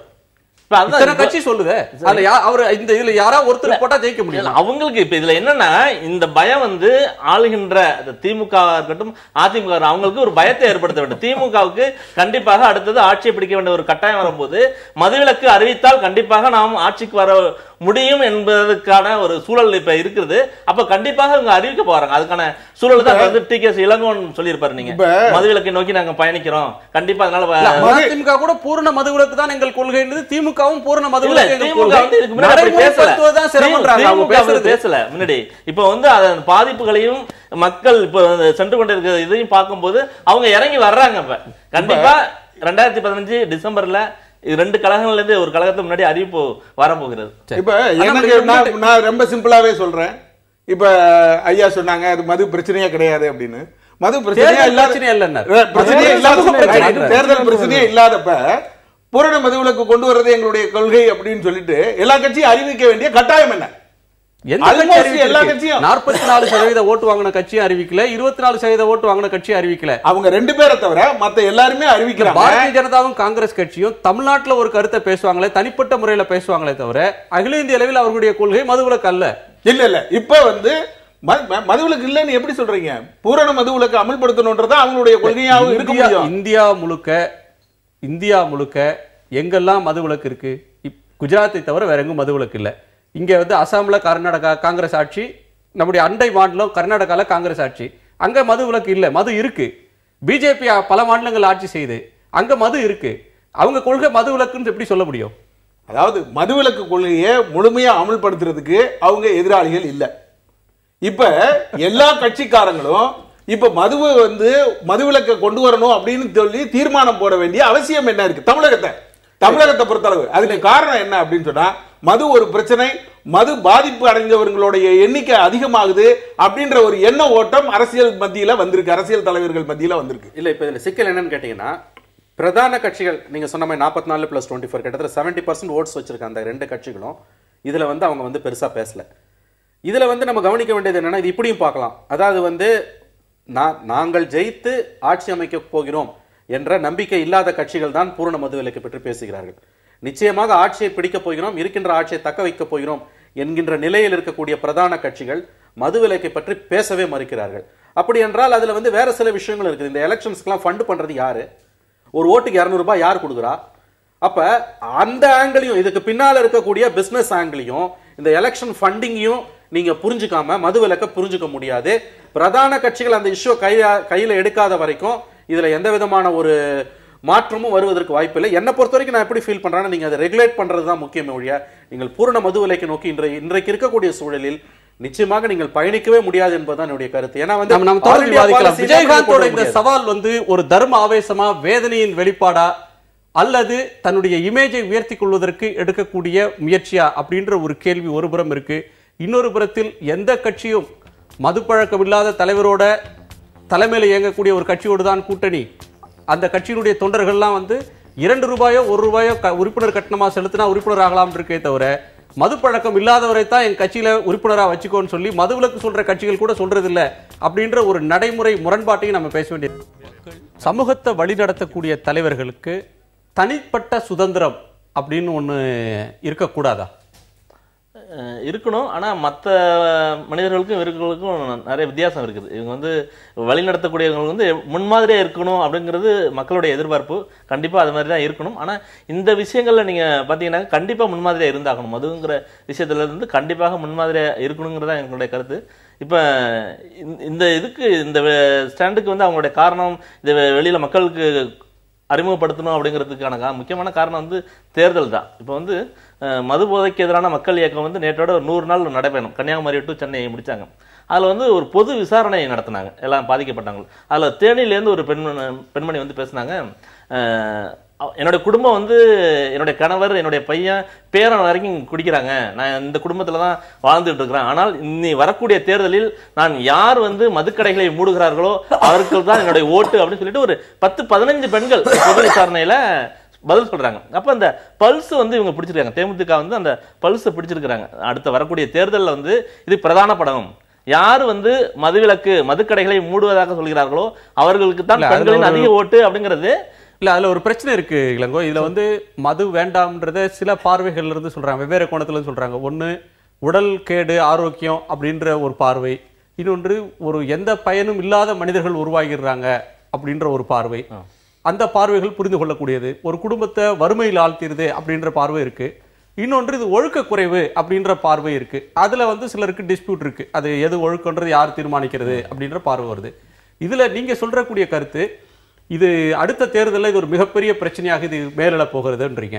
ஆனால் தமிழ்நாட்டுடைய முடிஞ்ச தேர்தலில் கணக்கு வச்சுக்கிட்டா மதுவிலக்கு அப்படின்ற பிரச்சனை 7 மாதத்துக்கு முன்பு இல்லை, கடந்த 3 ஆண்டுகளுக்கு மேலாகவே தொடர்ந்து பேசப்பட்டு வருகிறது. போன திமுக ஆட்சி காலத்திலிருந்து பேசப்பட்டு வருது. பாமக பேசுது, வைகோ பேசுகிறார், தமுமுக பேசுகிறது, இப்போ விஜயகாந்த் அவர்கள் கட்சி பேசுகிறது, கம்யூனிஸ்ட் கட்சியின் தலைவர்கள் சிலர் இதுக்கு ஆதரவாக பேசுறாங்க, காந்திய இயக்க தொண்டர்கள் தியாகிகள் பேசுறாங்க. ஆனா இவங்கெல்லாம் பெருசா தேர்தலில் சோபிக்கலையே. கடைசியா முடிஞ்ச தேர்தலில் மதுக்கடைக்கு ஆதரவாக நிலை எடுக்கக்கூடியவங்க, கடையை மூட முடியாது அப்படின்ற நிலை எடுக்கிற அதிமுகவும் திமுகவும் தான் 70% வாக்குகளை பெறாங்க. இல்ல அதுலதான் இப்ப இந்த வரக்கூடிய தேர்தல் வந்து இப்ப நீங்க கேட்ட கேள்விகளுக்கு தான் ஒரு மாற்றான ஒரு புதிய விடை கிடைக்க போகுது. இல்ல கண்டிப்பா நாங்க சட்ட பஞ்சாயத்து இயக்கம் வந்து தொடர்ச்சியா இப்ப வந்து இந்த 1 வருஷத்துல மக்கள்கிட்ட போய் பார்க்கும்போது நிறைய நீங்க வந்து இதுல வந்து வீதிக்கு வீதி டாஸ்மாக் கடைகளை திறந்து வச்சதுனால நிறைய குடும்பங்கள் இன்னைக்கு பாதிக்கப்பட்ட கண்கூடா தெரியுது, பாக்குறாங்க அவங்க. இப்ப இந்த பாதிப்புகளுக்கெல்லாம் தீர்வு யாரு? எனக்கு வந்து இந்த மதுக்கடைகளை யாரு மூடுவான்னு சொல்றாங்களோ அவங்களுக்கு தான் ஓட்டுனா அவங்களா சாதாரணமா சொல்றாங்க. இப்ப நாங்க அந்த நடைப்பயணத்துல கலந்துட்டு இருக்கும்போது பெண்கள்கிட்ட போய் கேட்கும்போது அவங்க சொல்றாங்க. அப்ப வந்து இப்ப இந்த 2 கலகங்களை தவிர்த்து குடிக்கிறாங்களே யாருக்கு ஓட்டு போடுவாங்க? 2 கலகங்களை தவிர்த்து இந்த 2 கலகங்களை தவிர்த்து பாக்கி எல்லாருமே சொல்லிட்டாங்க. இப்ப இது முக்கியமான காரணியாக இப்ப வரப்போகிறது. இப்ப இந்த 2 கலகங்களே அறிவிக்கக்கூடிய இக்கட்டான சூழ்நிலை இப்ப ஆக போகுது. 2016 திருமணி மதுவிலக்கை அடுத்த தேர்தல் வந்து மதுக்கடையை திறக்கிறோம் அப்படின்னு சொல்ற ஒரு கட்சிக்கும் மதுக்கடையை மூடுறோன்ற ஒரு கட்சிக்கு இடையிலான போட்டியா இருக்கும். மக்கள்ல பாதி பேர் வந்து மதுக்கடையை மூடணும்னு ஓட்டு போடுவாங்க. இல்ல மூடக்கூடாது, நாங்க குடிக்கணும், திறந்து வைங்க அப்படின்னு ஒரு சாரார் வாதிடுவாங்க. இந்த அடிப்படையில் தான் அடுத்த தேர்தல் நடக்க போகுது அப்படின்னு பார்க்கலாமா? அப்படி பார்க்க முடியாதுன்னு எனக்கு தோணுது. அது அவர் வந்து ஒரு விஷுவல் திங்கிங்கை சொல்றாரு. பட் அவர் சொல்ற சில விஷயங்கள் வந்து மிக மிக முக்கியமான விஷயங்கள். அவரோட உணர்வுகளை நான் புரிஞ்சுக்கிறேன். அதாவது என்னன்னா, இன்னைக்கு தமிழ்நாட்டில் என்ன நடக்குது, மது விலக்கு என்பது உலகம் முழுவதும் தோற்று போன ஒரு விஷயம். என்ன பர்சனலாக கேட்டிங்கன்னா வந்து WHO சொல்ற மாதிரி ப்ரொஹிபிஷன் வந்து இம்பாசிபிள், அது தேவையும் இல்லை. ஆனால் இங்கே நடக்கிற கேவலமான விஷயம் என்னன்னு கேட்டிங்கன்னா, அரசாங்கமே மதுவை ப்ரமோட் பண்ணுது. Instead of regulating it, government வந்து இதை ப்ரமோட் பண்ணுது. ப்ரமோட் பண்ணும்போது வரக்கூடிய கஷ்டங்களை தான் நம்ம இன்னைக்கு அனுபவிக்கிறோம். ஒரு இடத்துல திருநெல்வேலியில் ஒரு இடம், அந்த இடத்துல வந்து லோக்கல் பஞ்சாயத்து வந்து கடையை வந்து திறக்கக்கூடாது, மூடணுன்றாங்க. போலீஸையும் கலெக்டரையும் விட்டு மிரட்டி லோக்கல் பஞ்சாயத்தோட தீர்மானத்தையே வந்து ரிவர்ஸ் பண்ணி கடையை திறக்க வைக்கிறாங்க.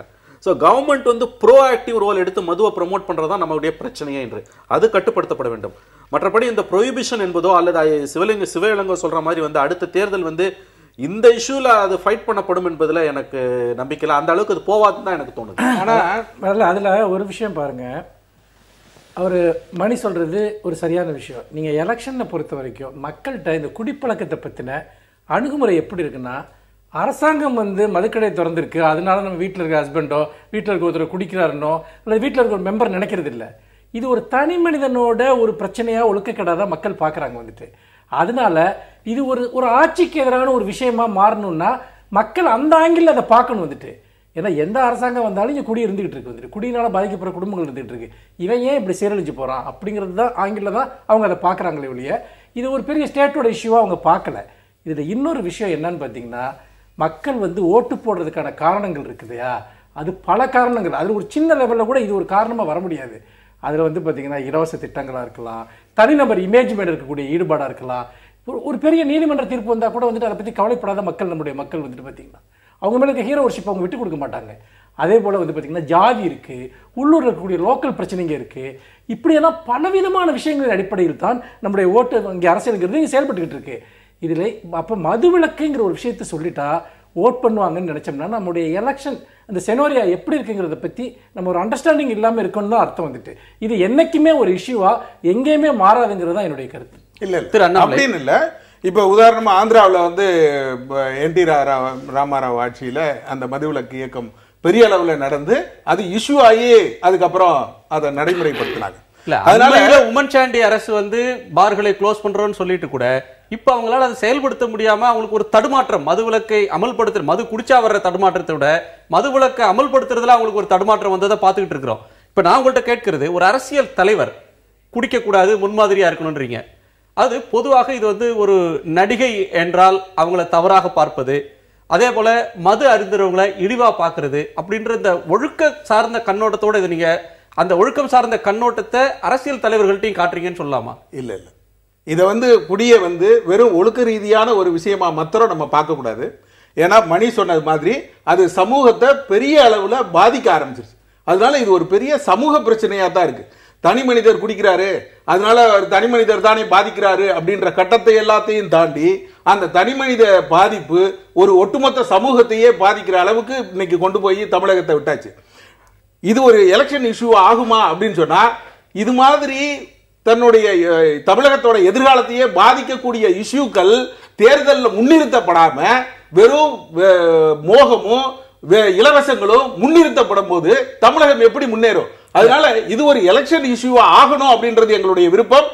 இப்ப இருக்க நிலைமையில நான் அந்த தலைவர்களோட தமிழ்நாடு ஒரு வகையில முன்னேறிட்டு தான் இருக்கு. திரு மணி, இதுல ஒரு சாதாரண மனிதன் பைக்ல போகும்போதோ கார்ல போகும்போதோ குடிக்காம போனா சரி, குடிச்சிட்டு போனா தண்டனை பிடிக்கிறாங்க. அப்ப அவனுக்கு சமூகம் சட்டம் எதிர்பார்ப்பது வாகனம் ஓட்டும்போது குடிக்க கூடாதுன்னு. ஒரு பைலட் இருக்கார், உயர்ந்த பதவி, அவர் விமானத்தை இயக்கும் போது குடிக்காம இருந்தா போதும்னு எதிர்பார்க்கிறாங்க. அதே போல நீங்க ஒரு டாக்டரையோ லாயரையோ அவங்க தொழில் செய்யும் போது கடமையில் இருக்கிற போது குடிக்காமல் இருந்தா போதும்னு சமூகம் எதிர்பார்க்குது. ஆனா அரசியல்வாதிகிட்ட மட்டும் எல்லா நேரத்திலும் அவர் இந்த பழக்கங்கள்ல இருந்து தொடர்பே இல்லாதவரா இருக்கணும், அவர் எப்போதும் வழிபடத்தக்க ஒரு உயர்ந்த குணங்கள் அனைத்தும் அந்த அரசியல் தலைவர்கிட்ட மட்டுமே இருக்கணும், அப்படிப்பட்ட ஒருவர் தான் தலைவரா இருக்கணும் சமூகம் பார்க்கறது ஒரு முரண்பாடு இல்லையா? நிச்சயமா முரண்பாடு தான். ஆனா இப்ப விஜயகாந்த் கிட்ட வந்திருக்க பிரச்சனை என்னன்னு கேட்டீங்கன்னா, குடிச்சது கூட பிரச்சனை கிடையாது, அது வெளிப்படையா செஞ்சதுதான் பிரச்சனை, அந்த இமேஜ உருவாக்குனதுதான் பிரச்சனை. இல்ல நீங்க குற்றம் சாட்டுறீங்க. இல்ல நான் என்ன சொல்றேன், ஓகே அவர் குடிக்கிறாரோ குடிக்கல அவர் மறுக்கிறார், மறுப்பை தான் நாம் ஏற்றுக்கொள்ள வேண்டும். நான் ஏற்றுக்கொள்கிறேன். வெளிப்படையா அவர் என்ன சொல்றாரோ அதான் நம்ம ஏற்றுக்கொள்ளணும். நீங்க சொல்றது நான் ஏற்றுக்கொள்கிறேன். வெளிப்படையாக அவர் மனைவி சொல்லி இருக்கிறார், அவர் சொல்லி இருக்கிறார், அந்த ஸ்டாண்டை நம்ம ஏத்துக்கிறோம், ஃபைன். ஆனா இப்ப பிரச்சனை எங்க வருதுன்னு கேட்டீங்கன்னா, அவர் குடிக்கிறார் என்ற ஒரு இமேஜ் இருக்கிறது, அதனால தான் இந்த பதிலே வருகிறது. அந்த இமேஜுக்கு யார் பொறுப்பு? நீங்க சொன்னீங்க இல்லையா, ஒரு டாக்டர், ஒரு வழக்கறிஞர் அல்லது ஒரு போலீஸ் அதிகாரி அல்லது ஒரு சாமானியன் அவன் தொழில் செய்யும் பொழுது அவன் குடிக்க வேண்டிய அவசியம் இல்லை. ஆனால் அரசியல்வாதிகளை பொறுத்தவரையில் மக்கள் அந்த எதிர்பார்ப்பு அவர்களுக்கு இருக்கிறது, அது நியாயமான எதிர்பார்ப்பு தான். இதில் சிக்கல் என்னன்னு கேட்டீங்கன்னா, அதே மக்களே கூட அவர் குடித்தால் கூட அந்த குடிக்காமல் இருக்கிறார் என்ற இமேஜை அவர் தக்க வைத்தால் ரகசியமா குடிச்சா சரின்றீங்க. கண்டிப்பாக இமேஜ் தான் முக்கியம், உண்மை முக்கியம் கிடையாது, ஃபேக்ட்ஸ் முக்கியம் கிடையாது. நீங்க என்ன இமேஜை தக்க வைத்துக் கொண்டிருக்கிறீர்கள் என்பதுதான் முக்கியம். துரதிர்ஷ்டவசமாக இந்த பர்செப்ஷன் தான் முக்கியம். உங்களுக்கு நீங்க பர்செப்ஷன்லயே தோத்து போயிட்டீங்கன்னா ஃபேக்ட்ஸை பத்தி யாரு கவலை? அது எப்படி அந்த இமேஜ் தோத்தீங்க? போலித்தனமாக ஒருவர் இருந்தாலும் சரி, ரகசியமாக குடித்தாலும் சரி, வெளிப்படையாக வேற ஒரு பிம்பத்தை வைத்துக் கொண்டா ஒரு நிமிஷம் நான் என்ன சொல்றேன், அன்பார்ச்சுனேட்லி அதுதான் இன்றைய யதார்த்தம். இல்ல அதை தாண்டி வேற வழி இல்ல, இதுதான் நம்ம எல்லாருமே ஹிப்போக்ரட்ஸ். இதுல எந்த மாற்றமும் கிடையாது. அவர் குடிச்சா கூட அவர் குடிக்காத மாதிரி இருக்காருன்னா எல்லாருமே ஏத்துப்பாங்க. ஆனால் அந்த இமேஜை பத்தி கவலைப்படாம இருந்ததற்கான விளைவை இன்று விஜயகாந்த் கொடுத்து கொண்டிருக்கிறார். இல்ல அதுல இன்னொரு விஷயம் நீங்க பாருங்க. இப்ப நீங்க ஒரு குடிக்காதவங்க மட்டும்தான் விஜயகாந்த பரிகசிக்கிறாங்கன்னு சொல்ல முடியாது. குடிக்கக்கூடியவர்கள் குடிக்கிறவங்களும் அவரை ஏன் விமர்சனம் பண்றாங்க? அதாவது விஜயகாந்தோட பாப்புலாரிட்டியில இன்னொரு விஷயமும் இருக்கு, நம்ம அதை கவனிக்க தவறோம். தமிழ்நாட்டில் பெரும்பாலான கணிசமானவர் குடிக்கிறதுனால ஒரு செல்ஃப் அசோசியேஷன் விஜயகாந்த் மேல நிறைய பேருக்கு இருக்கு. ஏதோ ஒரு விதத்தை தங்களுடைய பிரதிபிம்பமா அவரை பார்க்கக்கூடியவங்களும் நிறைய பேர் இருக்காங்க. இதை பாத்தீங்கன்னா நான் என்னுடைய கருத்தா சொல்லல, உண்மை இன்னொரு குற்றச்சாட்டு இல்ல, குற்றச்சாட்டு இல்ல, அவரை தன்னளவில் கொண்டாடுகிறார்கள் மனதளவில் பாத்தீங்கன்னா அவர்களுடைய ஐக்கானாக அவர் மனதளவில் இருக்கிறார். இந்த கேலியும் கிண்டலும் வெறுப்பினால் மட்டும் வருவதல்ல, அவர் மீதான அன்பினாலும் இந்த கேலியும் கிண்டலும் செய்யப்படுகிறது. ஆனால் நீங்க இந்த பைலட் உதாரணம், இந்த டாக்டர் உதாரணம்லாம் சொன்னீங்க. ஒரு தொழில் செய்யும் போது மட்டும் அவர் இது குடிக்கக்கூடாது என்பது ஒரு சரியான கருத்து, மற்றொரு சுதந்திரம்னு சொல்றோம், ரெண்டுமே ஏற்புடையதுதான். ஆனால் நான் விஜயகாந்தை பற்றி சொல்லவில்லை, பொதுவான ஒரு கருத்து. ஒருவர் மிதமிஞ்சிய குடிப்பழக்கத்திற்கு ஆட்பட்டிருக்கிற பட்சத்தில் அவர் குடிக்காமல் போனால் கூட அவருடைய கவனக்குறைவு, கவனச்சிதைவு என்பது வெகு இயல்பாக ஏற்படக்கூடிய விஷயம். ஒரு இரவு முழுக்க குடிக்கிறான்னு வைத்துக் கொள்ளுங்கள், குடித்து விட்டு காலைல எந்திரிச்சு ஆஃபீஸ்க்கு போறாரு. அப்போ என்னன்னு கேட்டீங்கன்னா அவரால் எந்த வேலையும் கவனமாக செய்ய முடியலைங்கிறத நடைமுறையில் பல ஆய்வுகள்லையும் நேரடி அனுபவத்திலையும் பார்க்குறோம். அப்போ என்ன அளவில் ஒருத்தர் குடிக்கிறார், எந்த அளவில் தன்னை தக்க வச்சுக்கிறாருங்கிறதோ அவருடைய பணியும் தொடர்புடைய ஒரு விஷயம் தான் அப்போ மறைவாக குடிக்கிறது மட்டும் விஷயம் இல்லை, அதிகப்படியான குடிப்பழக்கம் என்பது அவர் குடிக்காத நேரத்திலும் அவருடைய செயல்திறன், அவருடைய முடிவெடுக்கக்கூடிய திறன் எல்லாவற்றையுமே பாதிக்கிறது. அப்ப நீங்க மேலை நாடுகள்ல சொல்றது மாதிரியான ஒரு ரெஸ்பான்சிபிள் ட்ரிங்கிங் ஆமா, அதாவது ஒருவர் தனக்கோ அடுத்தவர்களுக்கோ தீங்கு விளைவிக்காத தன்னுடைய கடமைகளை அவர்கள் தடுத்து நிறுத்தாத அளவில் தன்னுடைய பழக்கங்களை வைத்துக் கொண்டால் பிரச்சனை இல்லை. ஆனால் மிதமிஞ்சிய குடி என்பது சமூகத்தில் எல்லா மட்டங்களிலும் குடிக்காத சமயத்தில் கூட மோசமான விளைவுகளை ஏற்படுத்தும். உதாரணமா ஒருத்தர் நைட்டு ஃபுல்லா குடிச்சிட்டு காலையில் ஷார்ட் டெம்பரோட தான் இருப்பாரு, அவர் மற்றவங்கள எரிஞ்சு விழுவார், தன்னுடைய கவனம் இல்லாம தான் செய்வார். இது மெடிக்கலா ப்ரூவ் பண்ணப்பட்ட ஒரு உண்மை. இதெல்லாம் சேர்த்து தான் நம்ம இந்த விஷயங்களை பார்க்கணும்னு நினைக்கிறேன். இதுல ஒரு நிமிஷம், இதுல இப்ப நான் திரும்ப எனக்கு என்ன தோணுதுன்னா விஜயகாந்தோட பிரச்சனையே இந்த இஷ்யூஸ்லாம் கிடையாது, மதுவெல்லாம் கிடையாது. அபொலிட்டிக்கலா அவர் போனதுதான் பிரச்சனையே.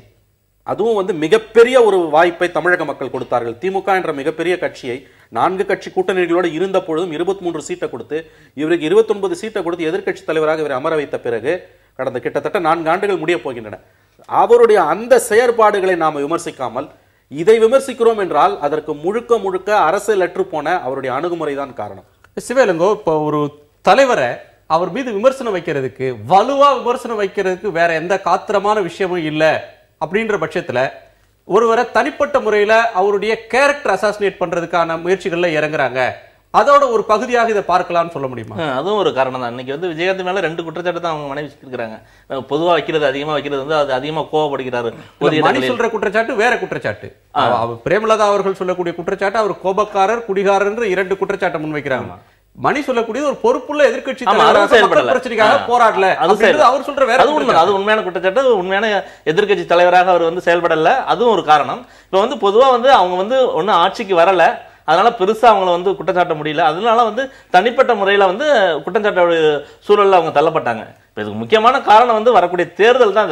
இதுல தேர்தல்ல சரியான பல்ஸ் பிடிச்சிருக்காங்க. இப்ப இது வரைக்கும் அரசியல் விமர்சகர்கள் இந்த மது இந்த வரக்கூடிய தேர்தலில் முக்கிய பங்காற்றாது அப்படின்னு அவங்களுடைய கருத்தை சொல்லிட்டு இருக்காங்க. 2016 தேர்தல் முடிவுகள் தான் அதுக்கு கண்டிப்பாக பதில் சொல்லும். இல்ல, உங்களை போன்றவர்கள் தான் சொல்றீங்க, மிக இளம் வயதை சேர்ந்தவர்கள் கூட குடிக்கிறாங்க, பள்ளி மாணவர்களும் கூட குடிக்கிறாங்க, எல்லாருமே குடிக்கிறாங்க, பெண்கள் கூட பல பகுதியில் குடிக்கிறாங்கன்றீங்க. வாக்குன்னு வரும்போது அவர்கள்லாம் மாற்றம் உண்டாது. பெண்களிடையே ஒரு பெரிய மாற்றத்தை நாங்க பாக்குறோம். இவ்வளவு பெண்கள் எங்களுடைய குடும்பங்கள் இது மாதிரி பாதிக்கப்பட்டிருக்கிறது வரக்கூடிய தேர்தலில் எதிரொலிக்கும் அப்படிங்கும்போது அந்த ஆய்வு நாங்க ஒரு வருஷமா அவங்ககிட்ட ஆய்வு நாங்க கொடுத்து இதுல எது உங்களுக்கு தேவை, உங்களுக்கு இலவசங்கள் வேணுமா இல்ல மதுக்கடைகள் மூடணுமா அப்படின்னு பெண்கள்கிட்ட கேட்கும்போது எங்களுக்கு இலவசமே வேணும் இல்லைங்க, அந்த மதுக்கடைகள் மட்டும் மூடுங்க அப்படின்னு அவங்க சொல்றாங்க, கண்ணீர் விட்டு சொல்றாங்க. சரி, அப்படின்னா தமிழ்நாடு முழுக்க மின்சாரம் இல்லாம இருந்துச்சு, அது கூட எலெக்ஷன்ல ஒரு பிரச்சனையா மாறல, மக்களுடைய முடிவுகளை மாத்தல.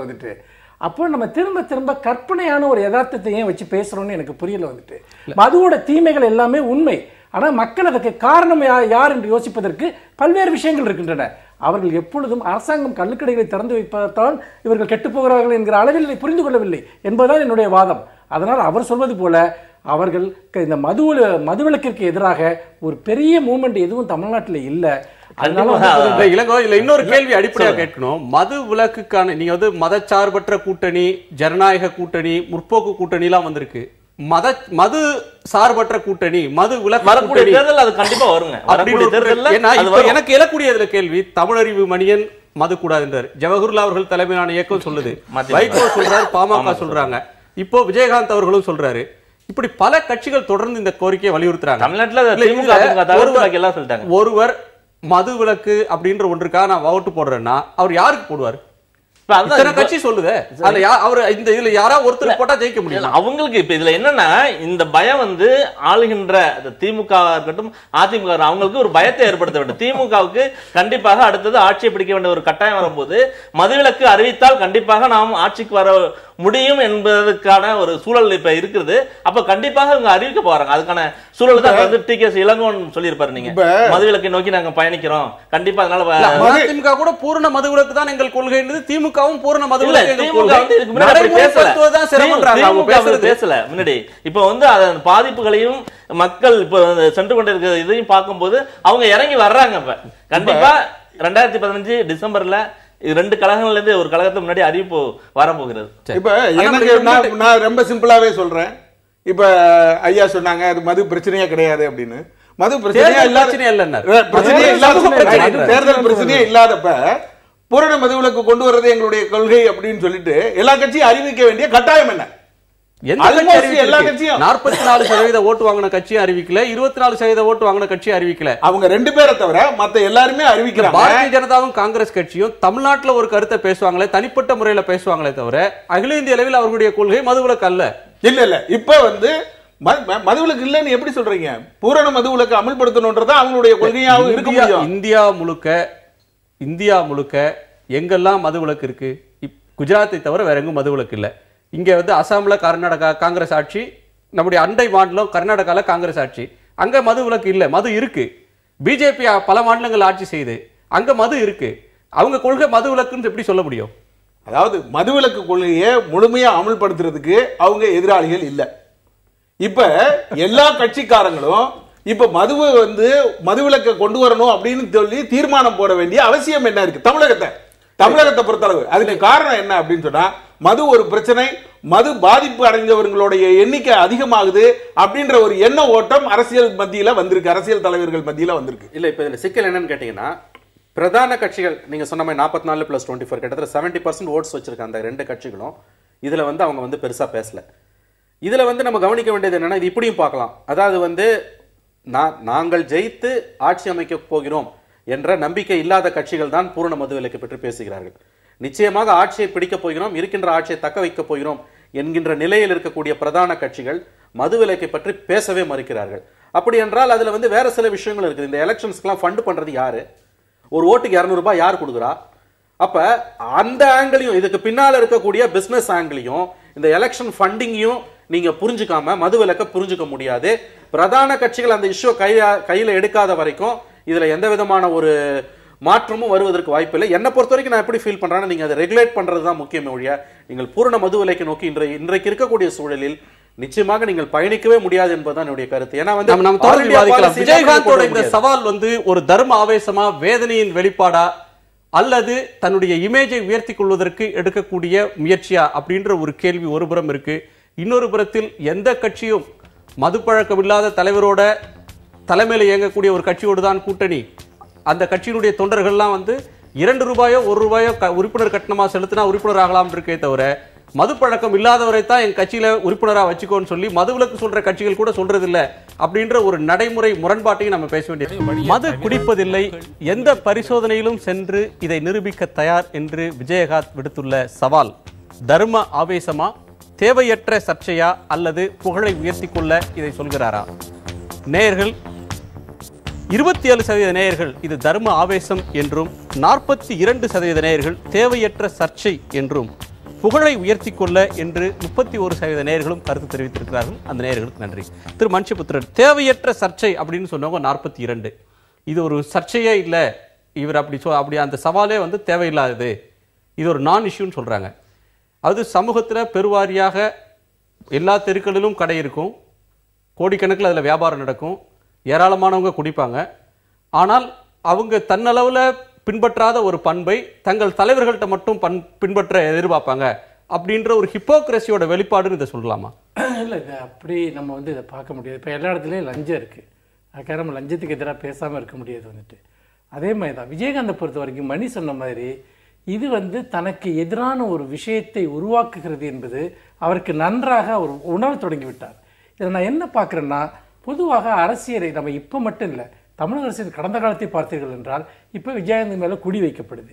வேறு பல தலைவர்கள் மீது வேறு பல தனிப்பட்ட விஷயங்கள், அவருடைய குடும்ப விவகாரங்கள், அந்தரக்க வாழ்க்கையின் அடிப்படையில் தான் தமிழக அரசியல் தொடர்ந்து செயல்பட்டு வந்திருக்கிறது. அதனுடைய ஒரு தொடர்ச்சியாகத்தான் நான் இதையும் பார்க்குறேன். அதற்கான ஒரு கவுண்டர் இது வந்துட்டு. ஆனால் மது என்பது தமிழ்நாட்டில் பலருடைய மக்களை பாதிக்கக்கூடிய ஒரு பெரிய பிரச்சனையாக இருக்கிறது என்பதில் எந்த மாற்று கருத்துக்களும் இல்லை. குடியை ஒழுங்குபடுத்துவதும் அதே அதீதமான குடிக்கு எதிரான ஒரு முறையான நடவடிக்கைகளை மேற்கொள்வதும் இதற்கு ஒரு நியாயமான தீர்வாக இருக்க முடியும். தலைவர்கள் தங்களுடைய அரசியல் பிரச்சனைகளுக்காக இதை பயன்படுத்தக்கூடாது. அப்படி பயன்படுத்துவதனால் எந்த பயனும் இல்லை என்று நான் நினைக்கிறேன். அரசியல் மேடைகள் பொதுவாக 3 பேருக்குமான நிறைவு கேள்வி அதை கேட்டுறேன். அரசியல் மேடைகளில் கருத்தும் கொள்கை விளக்கங்களும் ஒரு ஒரு திராவிட இயல் ஒன்று பேசினா இன்னொரு மாற்று கருத்தை பேசின அந்த தத்துவ விசாரணைகள்லாம் முடிவு போயிடுச்சு. இப்ப தனிப்பட்ட நபர்களை தாக்குவதுதான் அரசியல் பிரச்சாரமா மாறிடுச்சு தமிழ்நாட்டில்.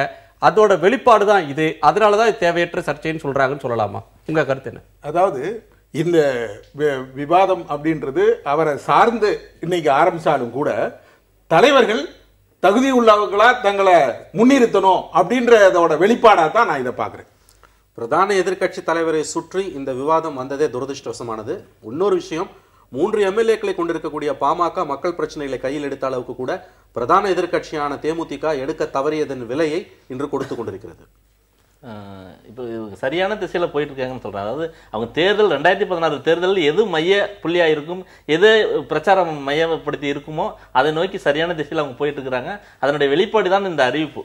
இல்ல, பொதுவாகவே தமிழ்நாட்டு மேடைகளில் அரசியல் பேசப்படுவதை விட தனிநபர் தாக்குதல் அதனுடைய வெளிப்பாடு தரம் தாழ்ந்த நிலை தான் இதனுடைய வெளிப்பாடுன்னு சொல்லலாமா? நிச்சயமாக சொல்லலாம், அப்படியும் சொல்லலாம், அதையும் நான் மறுக்க முடியாது. ஆனால் திரும்பவும் சொல்லுகிறேன், இதில் மிக மிக வெட்கக்கேடான விஷயம், இது போன்ற ஒரு ரொம்ப ஒரு சென்சிட்டிவான இஷ்யூவை வந்து பிரதான ஷேடோ கேபினெட் பிரதான எதிர்க்கட்சி தலைவரை மையமாக வைத்து வருவது என்பது ரொம்ப அசிங்கமா இருக்குது.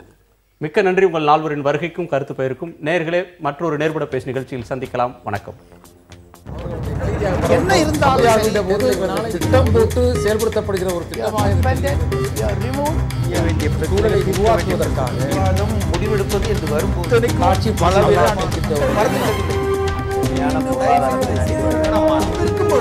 எதிர்த்து பேசிட்டு மக்கள் தங்களுடைய பங்களிப்பை அளிக்க வேண்டும்.